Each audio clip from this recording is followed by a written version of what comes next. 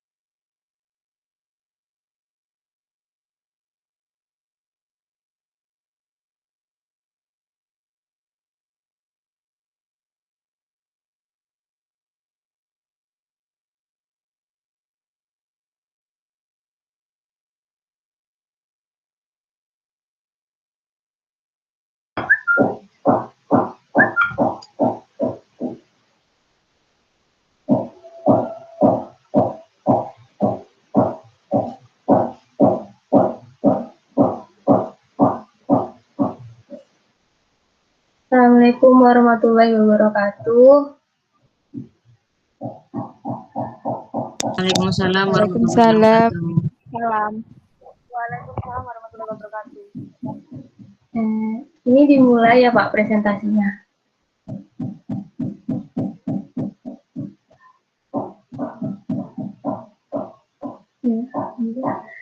Assalamualaikum warahmatullahi wabarakatuh. Saya dari perwakilan kelompok 6 akan mempresentasikan hasil diskusi kami tentang sejarah pemikiran ekonomi Islam dari Al-Ghazali. Saya Siti Fatimah Renisa, NIM 026, dengan 3 teman saya, Abdullah Jimli Hasan Al-Adim, NIM 024, Nur Muzayanatul Hidayah, NIM 016, dan Qadri Azumatunisa, NIM 060. Biografi Al-Ghazali. Nama lengkap Al-Ghazali adalah Abu Hamid Muhammad bin At-Tusi Al-Ghazali. Digelar Hujjah Al-Islam yang artinya bukti kebenaran Islam. Ia lahir di Ghazale, suatu desa dekat Tus, bagian dari kota Khurasan, Iran pada tahun 450 Hijriah atau 1056 Masehi. Ayahnya seorang yang fakir dan soleh, serta hidup sangat sederhana sebagai pemintal benang. Mempunyai keagamaan yang tinggi dan mengharapkan anaknya menjadi ulama yang selalu memberi nasihat kepada umat. Dalam dunia filsafat, beliau juga berperan penting. Filsafat yang paling terkenal yaitu konsep tentang Tuhan dan hubungan dengan penciptaannya. Pemikiran-pemikiran ekonomi Islam Al-Ghazali didasarkan pada pendekatan tasawuf, karena masa hidupnya orang-orang kaya berkuasa dan syarat prestis sulit menerima pendekatan fikih dan filosofis dalam mempercayai yaumul hisab. Berkaitan dengan hal ini, Al-Ghazali memfokuskan perhatiannya pada perilaku individu yang dibahasnya menurut perspektif Al-Quran, Sunnah, fatwa-fatwa sahabat dan tabi'in, serta petuah para sufi terkemuka masa sebelumnya. Ya, bisa dilanjut. Pemikiran Islam Al-Ghazali ada 4. Pertama yaitu pertukaran dan evolusi pasar. Menurut Al-Ghazali, pasar berevolusi sebagai bagian dari hukum alam segala sesuatu, yakni sebuah ekspresi berbagai hasrat yang timbul dari diri sendiri untuk saling memuaskan kebutuhan ekonomi. Dalam pandangan Al-Ghazali, pasar harus berfungsi berdasarkan etika moral para pelakunya. Secara khusus, ia memperingatkan lantaran mengambil keuntungan dengan cara menimbun makanan dan barang-barang kebutuhan dasar lainnya. Penimbunan barang merupakan kezaliman yang besar, terutama di saat-saat terjadi kelangkaan dan pelakunya harus dikutuk. Selain itu, Al-Ghazali bersikap sangat kritis terhadap laba yang berlebihan. Menurutnya, jika seorang memberi penawaran harga yang lebih tinggi daripada harga yang berlaku, penjual menolaknya karena laba akan menjadi berlebihan. Lanjut. Yang kedua, aktivitas produksi. Secara khusus, Al-Ghazali memandang bahwa produksi barang memproduksi barang-barang kebutuhan dasar sebagai kewajiban sosial. Berarti kita telah ada kelompok orang yang berkecimpung di dunia usaha yang memproduksi barang-barang tersebut dalam jumlah yang mencukupi kebutuhan masyarakat, maka kewajiban seluruh masyarakat telah terpenuhi. Namun, jika tidak ada seorang pun yang melibatkan diri di dalam kegiatan tersebut, atau jika jumlah yang diproduksi tidak mencukupi kebutuhan masyarakat, semua orang akan dimintai pertanggungjawaban di akhirat. Dalam hal ini, pada prinsipnya negara harus bertanggung jawab dalam menjamin kebutuhan masyarakat terhadap barang-barang pokoknya.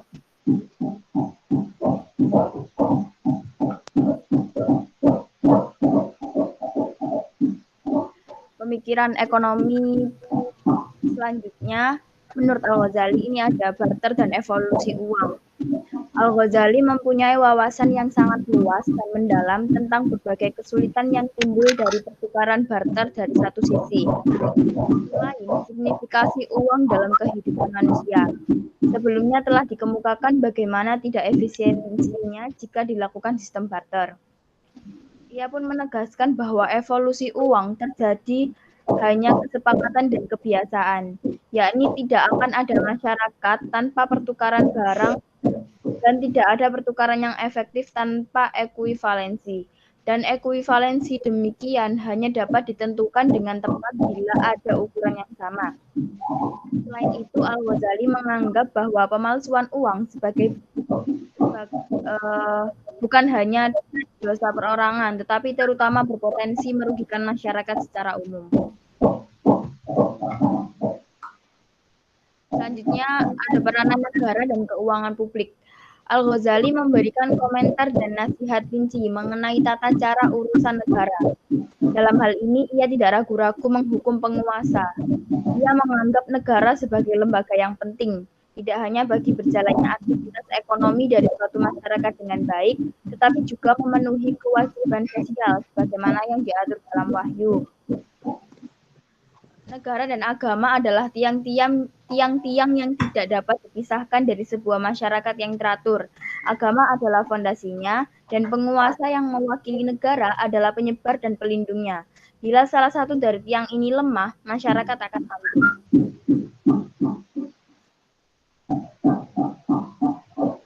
Walaupun tidak membahas dengan menggunakan peristilahan modern, Al-Ghazali telah mengidentifikasi dengan jelas berbagai jenis fungsi ekonomi yang dijalankan oleh negara. Ia menitik beratkan bahwa untuk meningkatkan kemakmuran ekonomi, negara harus menegakkan keadilan, kedamaian, dan keamanan serta stabilitas. Al-Ghazali juga memberikan penjelasan rinci mengenai peran dan fungsi keuangan publik. Al-Ghazali menyebutkan bahwa salah satu sumber pendapatan yang halal adalah harta tanpa ahli waris yang pemiliknya tidak dapat dilacak, ditambah sumbangan sedekah atau wakaf yang tidak ada pengelolanya. Adapun zakat dan sedekah, ia mengungkapkan bahwa kedua sumber pendapatan tersebut tidak ditemukan pada zamannya.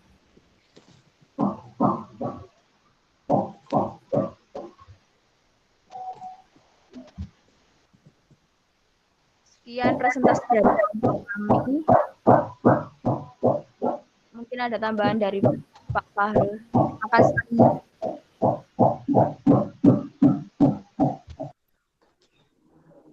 Halo, ya, maaf saya tadi terlempar keluar ya.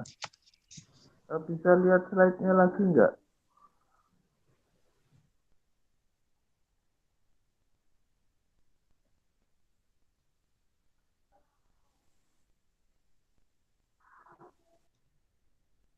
Presentasi ulang gitu, Pak.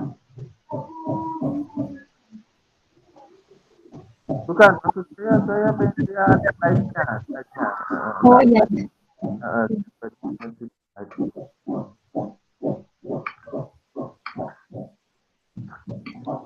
Kalau yang kurang 2 kelompok sebelum UTS itu bukan kelas ya. Satunya lagi.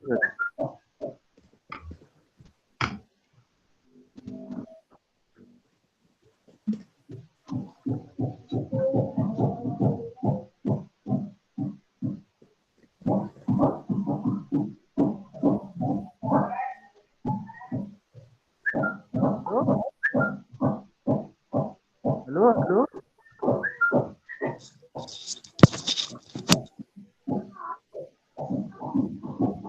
Saya kedengeran apa tidak? Halo? Iya, Pak. Terdengar, Pak. Kedengeran. Oh iya, yang presentasi kurang dua kelompok itu kelas ini apa kelas satunya lagi ya?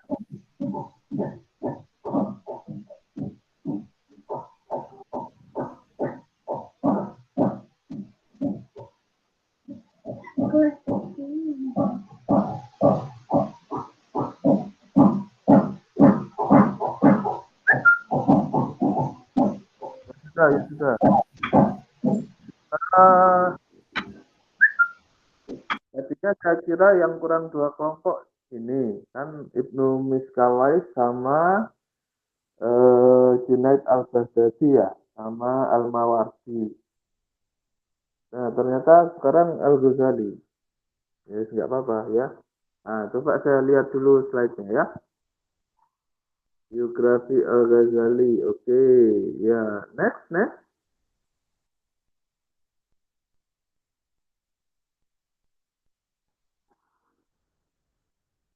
Oke, tersabuk ya.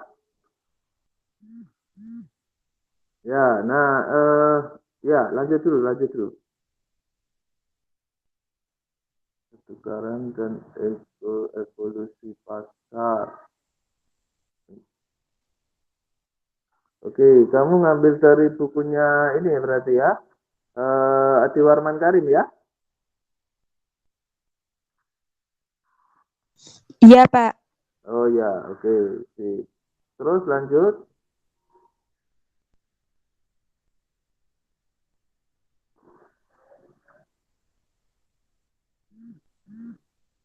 Produksi, aktivitas produksi. Ya, terus?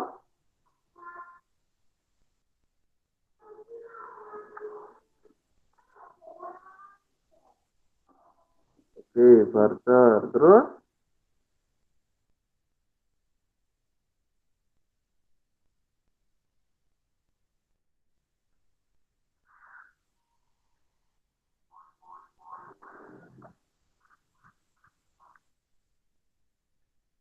Oke, sudah.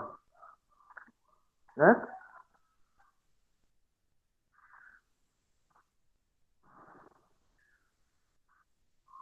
Oke, terus? Ya, habis ya. Oke, terima kasih. Ini tadi yang present berapa orang nih? 3 orang. 3. 3 orang. Yang presentasi 3, Pak. Tapi kelompoknya 4. Oke, terus satu lagi kemana? Nggak masuk, satu lagi. Kurang tahu, Pak. Tadi udah dihubungi tapi belum ada balasan. Oh iya. Nggak masuk berarti ya?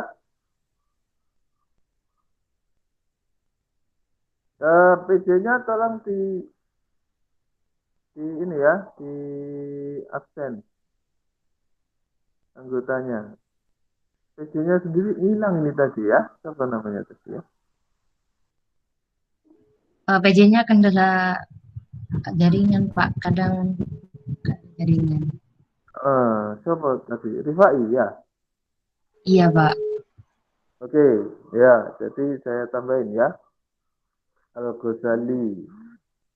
Nah, biasanya kalau kelas offline, anak-anak saya kasih tugas macam-macam tuh untuk pelajaran sejarah pemikiran ini gitu ya. Jadi tugasnya lucu-lucu, kadang saya suruh bikin drama, kadang saya suruh bikin apa namanya eh teka-teki silang, kadang-kadang saya suruh bikin tebak-tebakan gitu ya.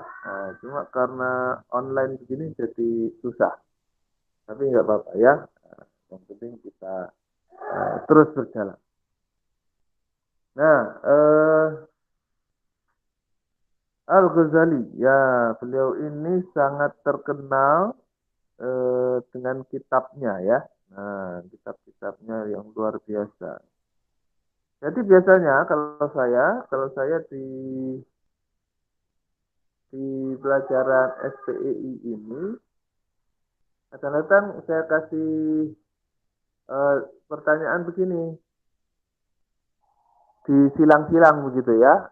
Kitab Al-Ahkam As-Sultaniyah siapa yang ngarang? Nah, gitu kadang-kadang ya. Terus Al-Ghazali kitabnya apa? Nah, nanti ada Asy-Syatibi kitabnya apa? Kemudian ada lagi misalkan Ibnu Khaldun, apa nama kitabnya? Kitabul Kharaj yang sangat terkenal itu nanti dipakai di pelajaran keuangan publik Islam. Kalau semester ini saya ngajar kakakmu angkatan berapa itu ya? 18, angkatan 2018. Berarti kalian tahun depan ya. Nah, Kitabul Kharaj itu punyanya apa ya? Saya sendiri malah lupa. Kitabul Kharaj itu ya yang berkenaan Abu Ubaid kalau nggak salah ya. Nah, itu kalian harus ingat tuh nanti ya. Nah, jadi apa? Kan seluruh perkuliahan ini itu saling berkaitan gitu ya. Apa yang kalian pelajari di semester-semester awal itu nanti kepake di semester selanjutnya. Bahkan ada mata kuliah yang mensyaratkan beberapa mata kuliah di semester sebelumnya untuk bisa masuk ke mata kuliah itu semester ini gitu ya. Misalkan kayak makro Islam kan saya nanti ngajar makro Islam juga ya sama Bu Rahma. Nah, itu kan prasyaratnya makro dulu yang konvensional. Kalau makro konven yang nggak lulus nggak bisa ngambil makro Islam karena basicnya di teori-teori yang konvensional dulu. Bukan berarti yang para ahli ekonomi Islam nggak punya teori, punya. Cuman memang belum serumit, belum selengkap teori ekonomi yang dikembangkan lebih lanjut oleh para ahli dari barat. Gitu ya. Kan masih sederhana. Seperti yang kalian lihat di pemikirannya Al-Ghazali ini kan begitu ya.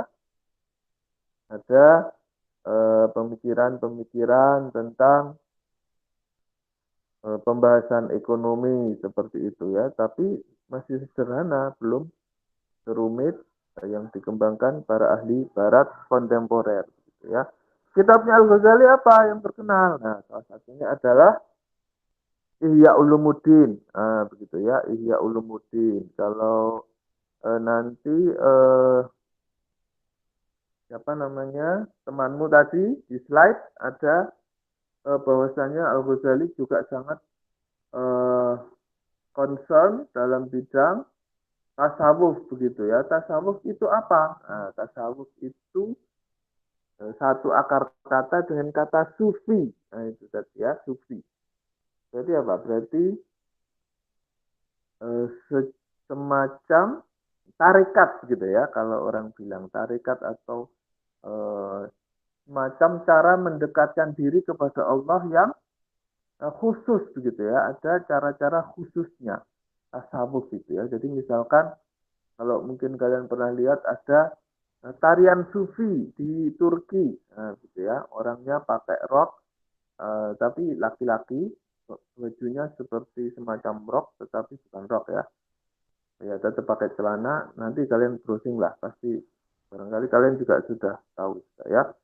Muter-muter orangnya itu ya. Nah itu muternya sambil berzikir, tarian sufi namanya. Nah, itu salah satu contoh penerapan tasawuf yang sangat terkenal.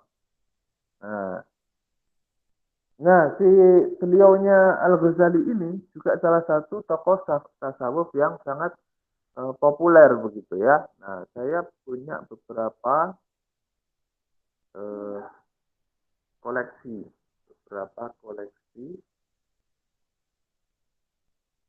kitabnya Al-Ghazali.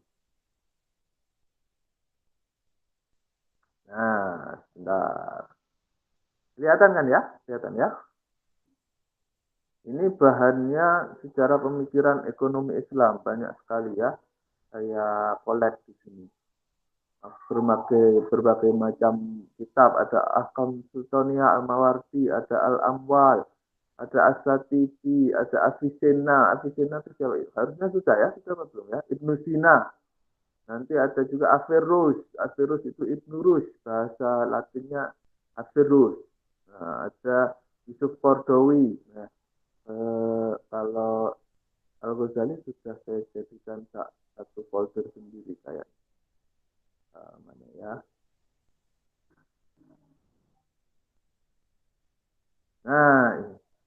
Nah itu ya. Jadi banyak sekali tuh kitabnya Al-Ghazali. Ada yang paling terkenal itu memang Ihya Ulumuddin. Nah, bisa dilihat di situ ya. Ini Ihya Ulumuddinnya di bahasa Indonesia itu jadi 3 jilid.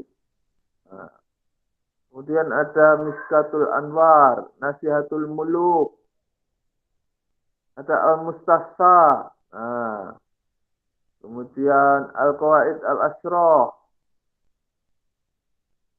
Nah, terus kalau dari pemikiran tasawuf, Bidayatul Hidayah ya, pemikiran tasawuf itu yang terkenal Tahafut Al-Falasifah ini yang terkenal ini ya.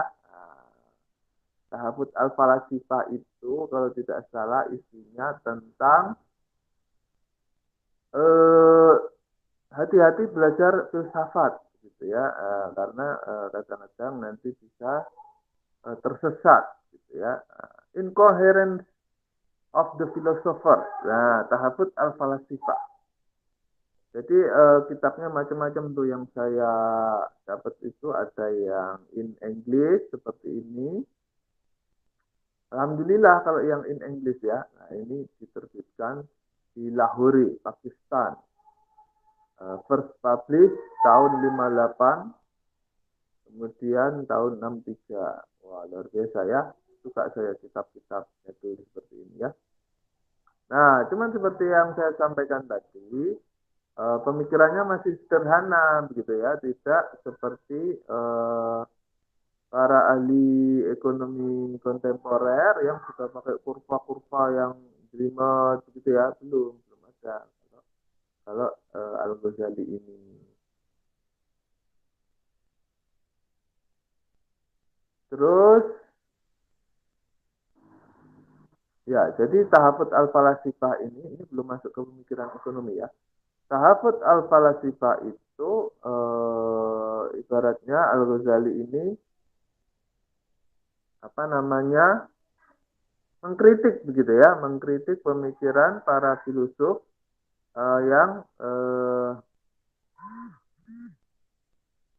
yang terlalu berani begitu ya, bahkan kadang-kadang memikirkan Tuhan. Nah, kan seperti itu ya, berusaha mendefinisikan Tuhan sendiri. Nah, padahal kalau menurut Islam kan tafakaru fil khalqi wala tafakaru fil khaliq, kan begitu ya, berpikir tentang penciptaan bukan tentang penciptanya, karena nggak pernah sanggup gitu ya, pikiran manusia. Nah, itu kitab Tahafut Al-Falasifah. Nah, kemudian kalau pembahasan ekonomi beliau itu memang paling banyak di kitab Ihya Ulumuddin itu ya. Ihya Ulumuddin. Bentar, coba saya lihat kitab Ihya Ulumuddin. Nah, luar biasa ya kitab Ihya Ulumuddin ini ya.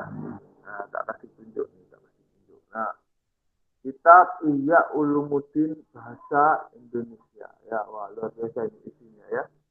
Tuh, itu ya. Ringkasan atau kitab ilmu, kelebihan ilmu, keutamaan belajar, keutamaan mengajar, mengenal ilmu, dan sebagainya.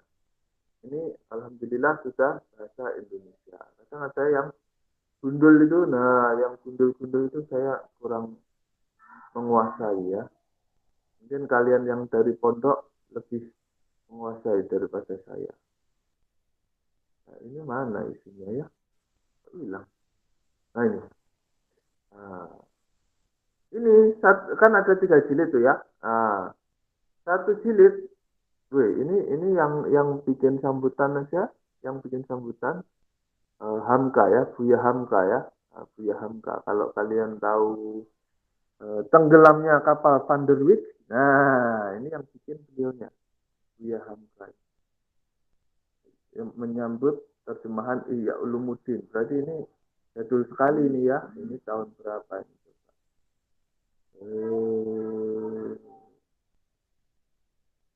Wih, panjang sekali ya. Jadi saya kadang-kadang saking banyaknya kitab yang saya koleksi itu nggak kebaca. Wih, tahun 1963. Ya, ini satu jilid saja 1.200 halaman. Padahal ada 3 jilid. Nah, luar biasa ya. Alhamdulillah sekarang ini sudah ada e-book begitu ya. Kalau masih cetak itu nggak tahu gimana itu ya. Kayaknya saya pernah lihat kitab Ihya Ulumuddin yang dicetak itu jadi beberapa jilid tebal-tebal gitu ya. Nah, kalau jadi e-book aja satu jilid 1.000 halaman, berarti kan 3.000-an halaman ya. Wah, luar biasa. Nah, kembali lagi ke ekonomi tadi ya. Nah, jadi banyak pemikiran ekonomi Al-Ghazali yang terletak di kitab Ihya Ulumuddin. Walaupun apa namanya pemikiran beliau kan tidak hanya di kitab ini, seperti yang saya tunjukkan tadi ya, di banyak kitab-kitab beliau yang lainnya. Nah, tadi temanmu sudah present sedikit tentang isi yang ada di kitab Ihya Ulumuddin. Sama sih ya, kurang lebih saya juga pakai sumbernya Pak Adi Warman Karim ya, luar biasa ya, beliau itu apa namanya kalau nggak salah masuk juga itu nanti di salah satu pembahasan tentang pemikir ekonomi Islam kontemporer Ustadz Adi Warman Karim ya. Nah, bukunya luar biasa. Oh, saya punya satu buku lagi tapi lupa nggak. Nah, apa yang perlu digarisbawahi dari pemikiran Al-Ghazali? Nah, ini kan tadi sama tadi ya seperti yang disampaikan kawanmu, ada barter, kemudian ada evolusi pasar, ada produksi, evolusi uang, serta peranan negara dan keuangan publik. Nah, seperti itu. Kemudian yang mungkin tadi belum dieksplor sama temanmu, ada permintaan, ada penawaran, kemudian ada harga dan laba yang dibahas dalam tulisannya Al-Ghazali. Nah, seperti itu ya. Ada as-saman al-adal, harga yang adil. Atau kalau di kalangan ilmuwan Eropa kontemporer namanya equilibrium price atau keseimbangan antara supply dan demand. Kan ini harusnya sudah dipelajari di mikro. Wah, ternyata sudah dibahas oleh Al-Ghazali. Kemudian ada bagaimana etika perilaku pasar. Kalau nggak salah bahas ini juga ya. Mana ya? Hisbah. Bahas hisbah nggak ya beliaunya ya?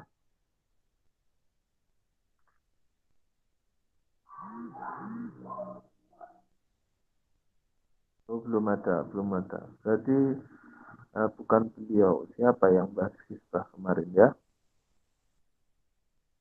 Nah, aktivitas produksi.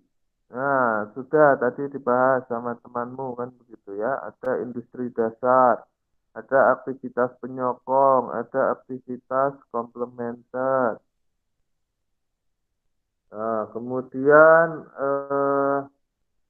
nah ini nih kayaknya yang perlu digarisbawahi. Tadi sudah apa belum ya? Menurut Al-Ghazali ada 3 tingkatan persaingan, yaitu persaingan wajib, Apa itu? Yaitu persaingan yang berhubungan dengan kewajiban agama. Kemudian yang kedua ada persaingan yang disukai atau bisa dikatakan sunnah begitu ya, persaingan yang berhubungan dengan perolehan bahan pokok dan juga membantu kebutuhan orang lain. Kalau persaingan yang tidak diperbolehkan menurut Al-Ghazali, jadi kan tadi ada tiga ya, yang wajib, yang sunnah, sama yang nggak boleh. Kalau yang nggak boleh menurut Al-Ghazali yaitu saling bersaing berhubungan dengan barang-barang mewah. Nah ini kan biasanya yang dilakukan sosialita atau artis-artis gitu ya. Yang satu punya mobil ini, yang satu nggak mau kalah. Nah, seperti itu ya. Hal itu kan sebetulnya apakah boleh boleh saja mempergunakan barang mewah? Boleh. Nah, boleh sih, tapi jangan sampai saingan begitu ya. Itu kan menyakiti hati orang yang tidak mampu ya, menyakiti hati orang yang tidak mampu. Kan sudah pernah saya jelaskan juga ya bahwasanya Rasulullah punya barang mewah, punya, tapi dipakainya pada kesempatan-kesempatan tertentu. Misalkan ada pertemuan kenegaraan seperti itu ya, pertemuan dengan orang penting. Kalau bertemu dengan eh, rakyat, dengan masyarakat biasa, beliau belusuan begitu ya, beliau memakai kendaraan yang biasa, tidak yang mewah-mewah. Barter tadi sudah dibahas ya. Nah, tapi intinya apa? Intinya sebetulnya kalau saya baca di sini, eh, menurut beliau itu memang lebih baik tetap memakai uang kan begitu ya, tetap memakai uang karena barter itu sendiri punya masalah. Ya, masalahnya apa? Masalahnya, nah itu ada kayaknya tadi sudah dibahas juga ya. Eh, Kurang memiliki angka penyebut yang sama, ya toh. Kemudian barangnya nggak bisa dibagi-bagi. Kemudian harus ada dua keinginan yang sama. Nah, itu yang repot kalau barter. Misalkan yang satu punya kelapa, yang satu punya daun pepaya. Mau nggak tukar daun pepaya sama kelapa? Wah, saya nggak mau. Saya butuhnya bukan kelapa, saya butuhnya melon misalkan. Nah, repot kan? Nah, repot kalau tidak ada alat transaksi. Kemudian beliau juga menyoroti tentang pemalsuan uang. Jadi ternyata sejak zaman dulu sudah ada pemalsuan uang, walaupun dulu uangnya ini ya, uangnya hard begitu ya, hard. Nanti kalau kita bahas tentang fiat money, gitu ya, beberapa pemikir ekonomi Islam itu lebih cenderung menyukai uang yang hard ini ya, yang basisnya emas, gold begitu ya. Nanti kalau kita pelajari sejarahnya dulu, coba nanti kalian pelajari buka-buka tentang Bretton Woods System. Bahwasanya dulu setiap dolar yang dikeluarkan itu punya cadangan emas. Nah, itu yang menyebabkan inflasi stabil. Tetapi setelah cadangan emas itu dihapuskan, nilai mata uang itu menjadi floating. Nggak ada cadangan emasnya dan terjadi inflasi di mana-mana. Makanya para ekonom Islam banyak yang ingin kembali ke masa lalu, gitu ya, kembali mempergunakan dinar dan dirham, emas dan perak sebagai mata uang. Nah, seperti itu. Terus, apa lagi ya? Nah, tadi Al-Ghazali berperan dalam pemikiran tentang keuangan publik. Nah, kan keuangan publik ya, tahun depan kita bahas ya. Nah, tentang apa? Oh, ini ada nih ternyata ya hizbahnya. Hizbahnya di sini ternyata ya. Makanya tadi saya kayak pernah baca. Hizbah, nah ini ya. Hizbah itu apa? Hizbah itu pengawas pasar. Nah, badan atau person yang mengawasi pasar agar tetap berjalan secara normal, ya. Kemudian, apa lagi nih? Sebentar. Nah, ada fa'i, ada ghanimah, ada jizya, itu nanti kalian pelajari di Keuangan Publik Islam tahun depan ya, insyaallah. Tapi apa maksud apa itu semua ya? Nah, itu sebetulnya adalah instrumen-instrumen sumber eh, instrumen-instrumen atau sumber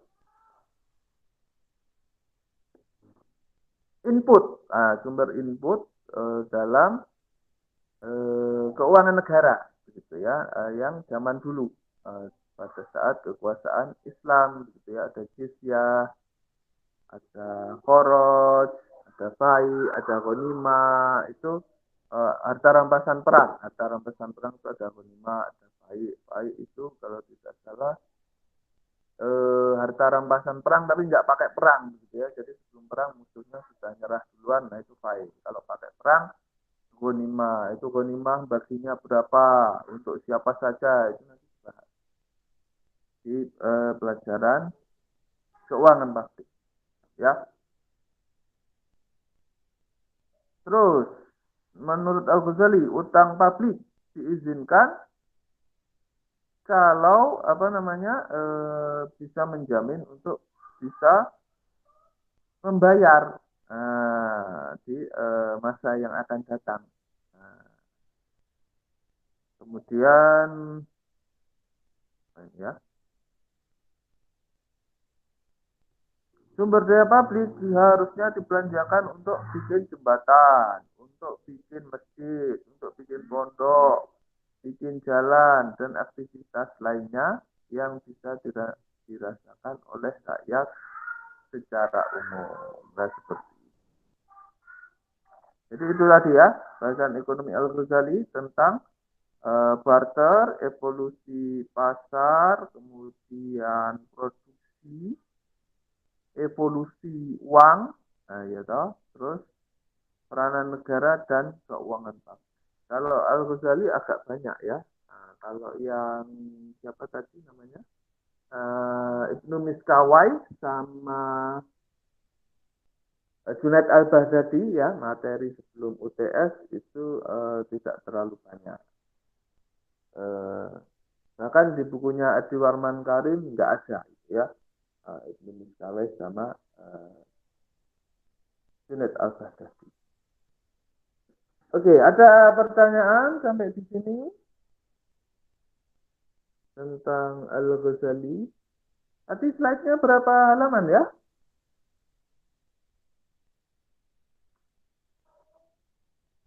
Kayaknya terlalu sedikit deh. 10 halaman, Pak. Oh, Yang 10 ya? terakhir. Iya, yang terakhir cuma yang terima kasih itu. Oh, oke. Ya. Minggu depan tambahin lah ya. Minggu depan tambahin lah ya. Kelompok yang lainnya ya. Uh, ya minimal 15 lah ya. Minimal 15. Kan banyak sumbernya ya. Jangan terlalu pendek. Oke, ada yang ingin ditanyakan? Jadi kalau masalah sejarah pemikiran ekonomi Islam ini, seperti yang saya sampaikan tadi, pemikirannya sederhana, begitu ya, tidak serumit pemikiran ahli-ahli dari barat kontemporer, begitu ya. Tetapi kenapa kita perlu mempelajari sejarah pemikiran ekonomi Islam ini? Ya karena kita harus uh, berterima kasih gitu ya kepada para ekonom Islam klasik bahwasanya beliau juga sudah menyumbangkan sesuatu. Nanti ketika kalian pelajari sejarah juga itu sebetulnya ada ulama-ulama yang ini ya, ada ulama-ulama yang sekitar abad berapa itu ya. Kalau di barat namanya abad ke-8, Dark Ages. Nah, itu justru berkembangnya pemikiran ekonom-ekonom muslim di situ, di The Dark Ages itu. Cuman kalau orientalis itu disembunyikan memang malah ya. Nah, bahkan konon katanya ketika perang salib dulu, kitab-kitab di Baghdad, Baghdad itu ibu kota kekhalifahan dulu ya, di Irak sana, itu semuanya dibakar, habis itu dibuang ke kali, dibuang ke laut, sampai airnya itu berubah menjadi warna tinta begitu ya, konon katanya begitu. Wallahu a'lam ya. Bahkan ada yang berpendapat juga siapa namanya teorinya Adam Smith itu jauh sebelum itu sudah ada, dibahas sama Ibnu Khaldun. Nah, jadi kan penting kita untuk mengetahui sejarah pemikiran para ekonom Islam terdahulu biar kita tidak tergila-gila pada Barat gitu ya, biar kita juga bangga bahwasanya para pemikir Islam sebetulnya juga punya sumbangan yang nggak kalah hebat daripada para ilmuwan-ilmuwan Barat. Nah, kita juga punya pemikiran-pemikiran yang luar biasa sebetulnya. Nah, itu dulu ya. Ada yang ingin ditanyakan tentang materi hari ini?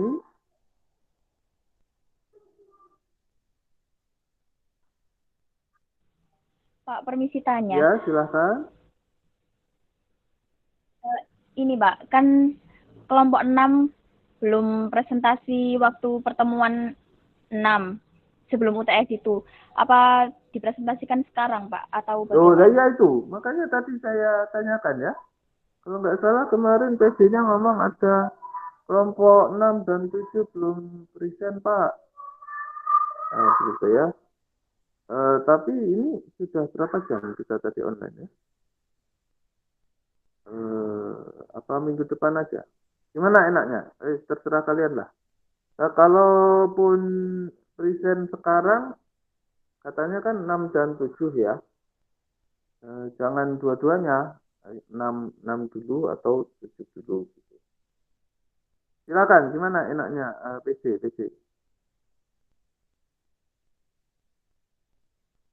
Nah, PC-nya nggak ada ya.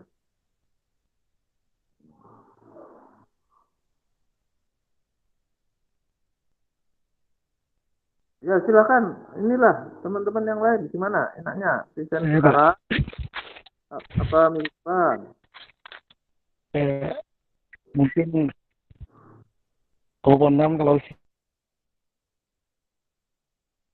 siap gak apa-apa Pak, langsung dimulai gak apa-apa. Nanti kelompok 7-nya bisa besok sama sekalian pertemuan 10. Oke, berarti kalau begitu sekarang yang present ini dulu deh ya. Kelompok 6 itu apa tuh? Junaid ya? Junaid Al-Baghdadi ya? Ya, kalau nggak salah ya. Ya, silakan. Iya, Pak. Yang kelompok 7 minggu depan aja ya.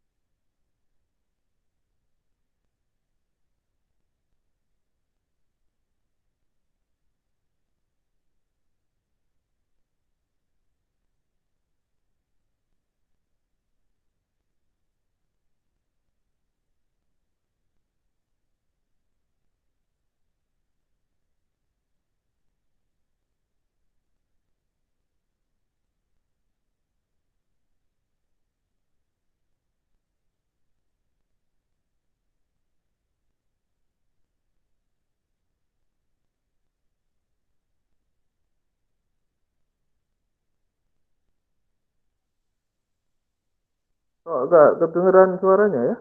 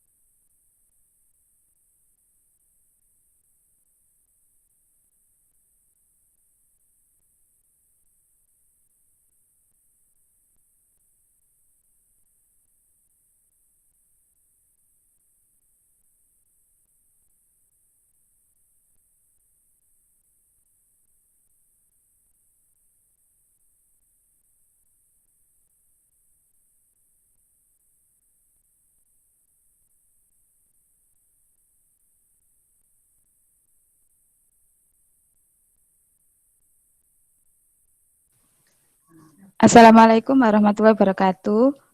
Kami Waalaikumsalam. di sini akan menjelaskan mengenai pemikiran ekonomi Islam yaitu Junaidi Al-Baghdadi dan Ibnu Miskawai. Kami dari kelompok 6 yang beranggotakan Qadriyah Jumlatun Nisa NIM 060, Siti Fatimah Khairunisa NIM 026, Nun Muzayyanatul Hidayah NIM 016, Abdullah Jimli Hasanal Adim NIM 024.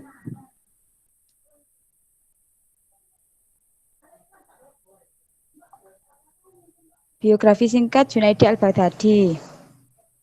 Pertama, beliau adalah putra dari seorang pedagang barang pecah belah atau kaca.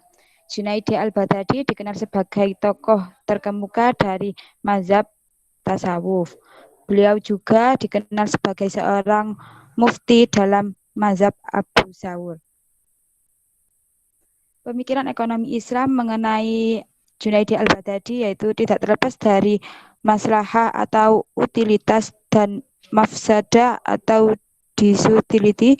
Dalam hal ini, ia meyakini bahwa ilmu tasawuf banyak mendidik terhadap perilaku individu dan menghasilkan pasar yang adil. Pemikiran ekonomi Islam Ibnu Miskawai. Maskawai. Boleh dilanjut, Nadia. Oke, terima kasih Mbak Anis. Biografi singkat Ibnu Maskawai. Yang pertama, Ibnu Maskawai dengan nama lengkapnya Abu Ali Ibnu Muhammad Ibnu Yakub Ibnu Miskawai. Dilahirkan di kota Rey atau Iran pada tahun 330 Hijriah, meninggal di Asfahan pada tahun 421 Hijriah. Sebelum beliau menganut Islam, Ibnu Maskawai menganut agama Majusi. Beliau juga sebagai seorang pemikir besar. Ibnu Maskawai hidup pada masa dinasti Buwaihi. Ia merupakan sarjana yang taat dan mendalam pengetahuan keislamannya. Beliau terkenal dengan julukan Al-Khazin atau pustakawan.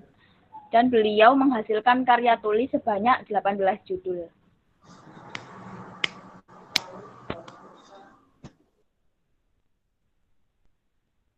Monggo dilanjut, Mbak Siti. Ya, menurut Ibnu Maskawai, manusia terdiri dari dua substansi, yaitu substansi berupa tubuh atau al-jism dan substansi berupa jiwa atau al-nasab. Tiga unsur kekuatan jiwa menurut Ibnu Maskawai ada tiga, yaitu kuat al-natikoh atau daya pikir, kuat al-ghadabiyah atau daya marah, dan kuat al-sawiyah atau nafsu. Apabila manusia mampu menyeimbangkan dari ketiga kekuatan tersebut, maka lahir fadilah-fadilah di antaranya al-hikmah, al-ifah, al-saja'ah, dan al-adalah. Pemikiran tentang pendidikan dan ilmu pengetahuan. Pendidikan menurut Ibnu Maskawai mempunyai tujuan mewujudkan pribadi susila, budi pekerti, mulia. Ibnu Maskawai menyatakan bahwa watak manusia tidak alami. Munculnya unsur kekuatan batiniah terbentuk manusia yang berkarakteristik individualistik dan hedonistik. Ya. Sekian presentasi dari kelompok kami. Tambahannya dari Pak Fahrul. Persilahkan.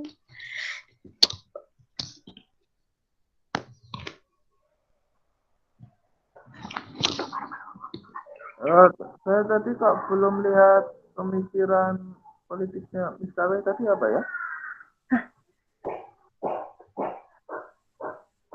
Ini lah.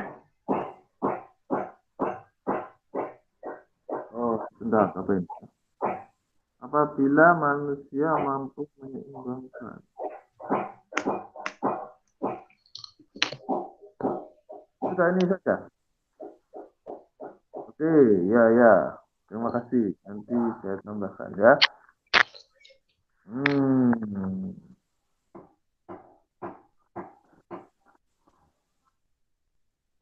Ya, jadi saya tambahkan sedikit untuk Ibnu Miskawai ya. Beliaunya ini membahas tentang pertukaran barang dan jasa serta peranan uang. Berarti ini ya cukupnya makroekonomi juga ya. Kemudian menurut Ibnu Miskawai, manusia adalah makhluk sosial yang saling membutuhkan. Al-mukafat, al-munasibah. Membutuhkan kompensasi. Kemudian beliau juga banyak membahas tentang kelebihan uang dinar yang dapat diterima secara luas dan menjadi substitusi jenis barang dan jasa karena sifatnya tahan lama, mudah dibawa, tidak mudah ditiru, kemudian digemari banyak orang. Ya, sudah itu saja sih pemikiran ekonominya beliau. Kalau di buku saya ini memang banyak pemikiran beliau yang tasawuf ya, jadi ada membahas tentang kematian, bahas kematian ya, menakutkan juga ya. Kemudian membahas politik, membahas etika, akhlak, bahkan ada beliau membahas juga tentang teori evolusi. Nah, seperti itu ya, bahwasanya beberapa jenis rerumputan, tanaman, dan pepohonan itu mereka bisa berevolusi. Itu. Kemudian kalau metafisik, ya metafisik juga dibahas nih sama Miskawai. Luar biasa ya. Metafisika. Apa itu metafisika? Nanti bukaan pelajaranmu filsafat ya. Kalau Junaid Al-Baghdadi, nah karena namanya Al-Baghdadi berarti dari Baghdad kan begitu ya. Apa tadi pemikiran ekonominya coba ditampilkan. Nah, ini ya, maslahah atau utilitas. Jadi kalau maslahah itu harusnya sudah kalian pelajari di mikro Islami ya, mikro Islami. Bahwasanya dalam pandangan para ahli ekonomi Islam itu mempertentangkan antara mafsadah atau maslahah melawan utilitas dari teori ekonomi konvensional kan begitu ya. Kenapa diperlawankan? Karena kalau utilitas itu tujuannya kan memaksimalkan kepuasan. Nah, tapi kalau maslahah itu beda. Maslahah itu lebih banyak ke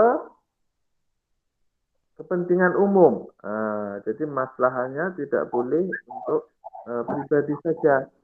Dan di dalam nilai-nilai maslahah itu ada kerendahan hati dan juga tujuan akhirat yang berlandaskan kepada syariat. Jadi tidak serta-merta seperti konsepnya utilitas di konven yang pokoknya kepuasan maksimal, begitu ya. Enggak, kalau di Islam ada aturannya seperti itu.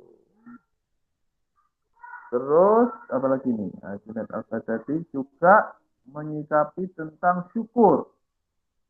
Syukur menurut definisi beliau adalah tidak bermaksiat kepada Allah dengan mempergunakan karunia-Nya yang sudah dianugerahkan, dan begitu ya. Nah, jadi syukur itu menurut beliau begitu. Nah, mencari hartanya dengan cara kasab. Kasab itu apa? Bekerja. Nah, ngomong-ngomong soal kasab ini, ada kitabnya sendiri, kitab Al-Kasab. Itu siapa itu tadi yang judulnya saya lupa. Ada Kitabul Kasab, Al-Kasab, tapi bukan karyanya Junaid Al-Baghdadi ini ya. Nah, kayaknya itu saja sih pemikirannya beliau ya. Jadi tadi tentang apa? Syukur, tentang kasab, bekerja, al-kasb atau bekerja, kemudian tentang maslahah dan mafsadah.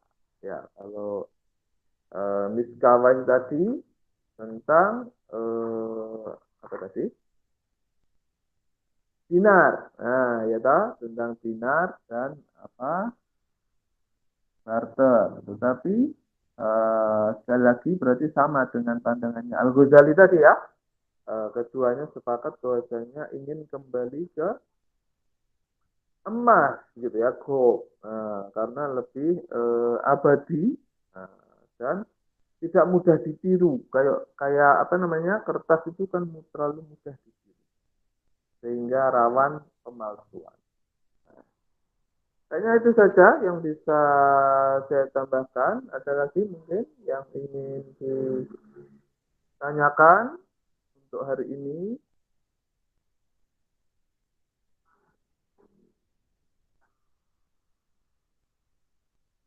Ya, kalau tidak ada atau mungkin belum ada, nanti bisa menyusul pertanyaannya di grup WhatsApp ya. Nah, bisa menyusul di grup WhatsApp. Insya Allah besok ketemu di pelajaran makro ya.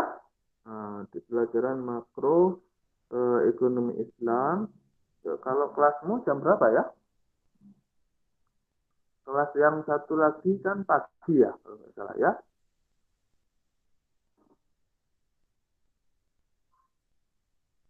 Halo, halo. 9.30, Pak. Oh, 9.30. Oh, ya, ya, ya, ya. Oke, ya, nanti saya kabari lagi ya ke PJ-nya ya. Nah, sementara yang untuk pelajaran sejarah ini kalian present ya. Nanti saya tambah-tambahin. Kalau pelajaran yang makro kayaknya dari saya dulu ya, yang memberi materi. Oke, kalau tidak ada pertanyaan, saya akhiri dulu sampai di sini. Kita tutup dengan doa akhir majelis. Subhanakallahumma wa bihamdika asyhadu an la ilaha illa anta astaghfiruka wa atubu ilaik. Insyaallah besok ketemu pagi. Terima kasih. Wassalamualaikum warahmatullahi wabarakatuh. Waalaikumsalam warahmatullahi wabarakatuh. Terima kasih, Pak. Wabarakatuh. Ya.